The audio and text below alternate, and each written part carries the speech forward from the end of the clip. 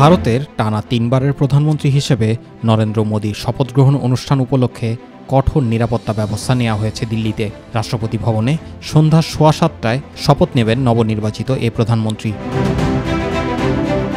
G20 শীর্ষ সম্মেলনে যে ধরনের নিরাপত্তা ব্যবস্থা নেওয়া হয়েছিল, মোদীর শপথ অনুষ্ঠানকে ঘিরেও থাকছে সেরকমই ব্যবস্থা।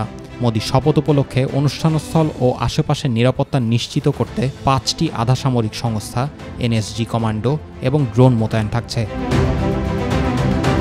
এ সময় বিশিষ্ট ব্যক্তিরা যে পথে অনুষ্ঠানস্থলে প্রবেশ করবেন, সে পথে স্নাইপার ও সশস্ত্র কর্মীরা থাকবেন সতর্ক অবস্থায়। এছাড়া ড্রোনের মাধ্যমে কৌশলগত অবস্থানগুলোর ওপর নজরদারি করা হবে নিখুঁতভাবে। AI প্রযুক্তি এবং ফেসিয়াল রিকগনিশনের মতো উন্নত প্রযুক্তির নিরাপত্তা ব্যবস্থা রাখা হয়েছে শপথ অনুষ্ঠানকে কেন্দ্র করে।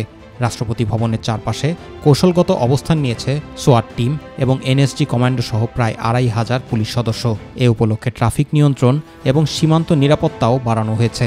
অনুষ্ঠানে বিশেষ আমন্ত্রিতদের মধ্যে থাকবেন শ্রমিক, রেলকর্মী, ট্রান্সজেন্ডার এবং সরকারি প্রকল্পের সুবিধাভোগীরা। অনুষ্ঠানে বাংলাদেশ, শ্রীলঙ্কা, মালদ্বীপ, ভুটান, নেপাল, মরিশাস এবং সিসিলির শীর্ষ নেতাসহ সার্কভুক্ত দেশগুলোর বিশিষ্ট ব্যক্তিরা উপস্থিত থাকবেন বলে জানা গেছে। Zubair Rahman, My TV news.